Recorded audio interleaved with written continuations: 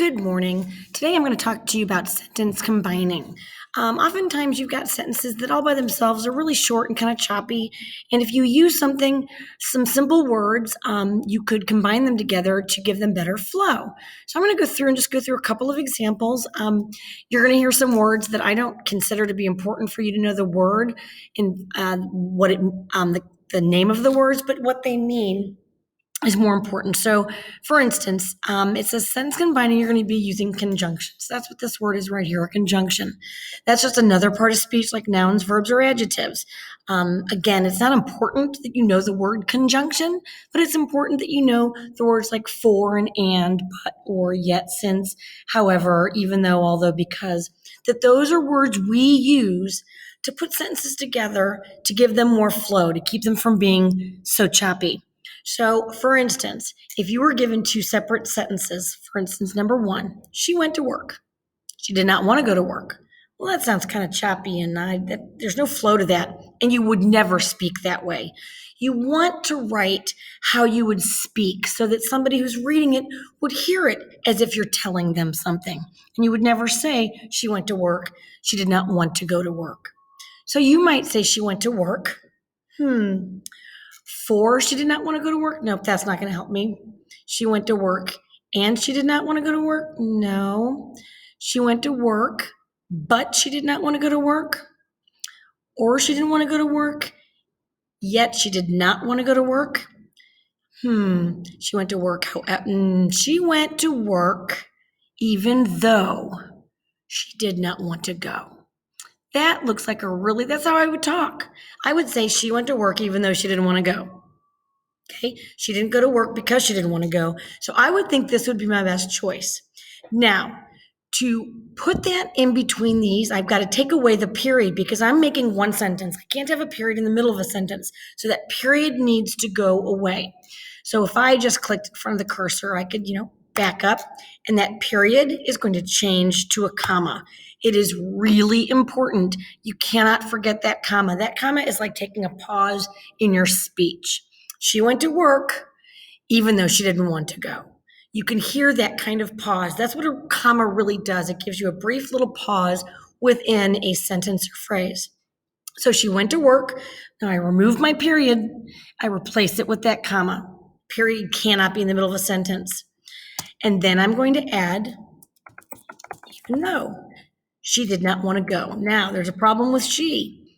You don't capitalize the word she in the middle of a sentence, so you're going to have to take that and replace it with a lowercase because it no longer needs to be capitalized. Now, don't confuse that. If it had said somebody's name, well, that's always capitalized, whether it's in the middle of a sentence or at the beginning or at the end. It doesn't make any difference. Or the word I. If it said I went to work even though I did not want to go, then it would remain a capital letter because it's always capitalized no matter where it falls. But when it's a word like she or they, you are going to have to take away that capital letter and make it lowercase. So now your new sentence is, she went to work, comma, even though she did not want to go. Now, if you want to rewrite the entire sentence because you don't want to have to worry about backspacing over a period and replacing an uppercase letter, you can simply just retype that sentence below. If you just click and get your cursor, and then you would just retype it. She went to work, comma, even though she did not want to go. Do not change the sentence at all. But if you find it easier just to retype it as opposed to backspacing and getting rid of a period and putting in a comma and changing uppercase to lowercase, if that is just more work for you, then retype it. Absolutely. So remember, when you choose the one up here that makes sense, you have to change that period to a comma. That comma has to come before the conjunction you use. And then you continue your sentence and only capitalize that second part of your new beginning of the sentence if it is a proper noun or the word I. If you go down to the second page, scroll down, remember to always scroll down, you'll see that there's something called subordinating conjunctions. Again, is that important? Not even a little bit.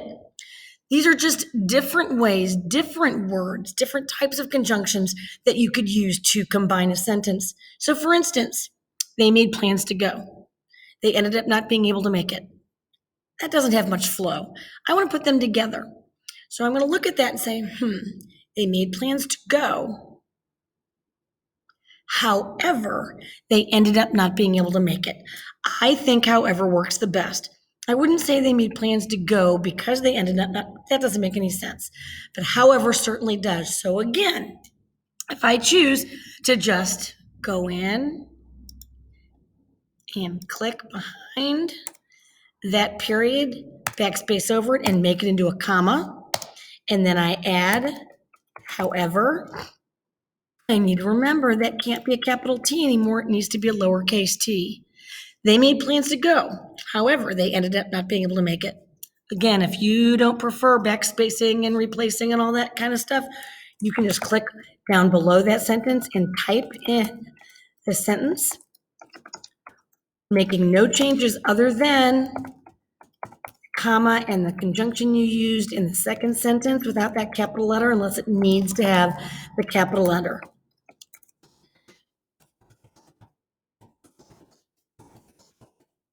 Don't forget your periods at the end of sentences. So make sure you capitalize the beginning of a sentence. All those things stay the same. It's just you're choosing one word to make two sentences combined into one and make the flow better. So again, don't forget, you're going to be doing 2 pages of practice. Don't forget the period no longer is there when you combine them. It becomes a comma. And then after the comma, you put the conjunction you choose, and you only continue to capitalize that second part of your sentence if it is a word that would be normally capitalized no matter where it falls in a sentence. All right, this is your first shot at this. Just give it a good try. You're going to do great.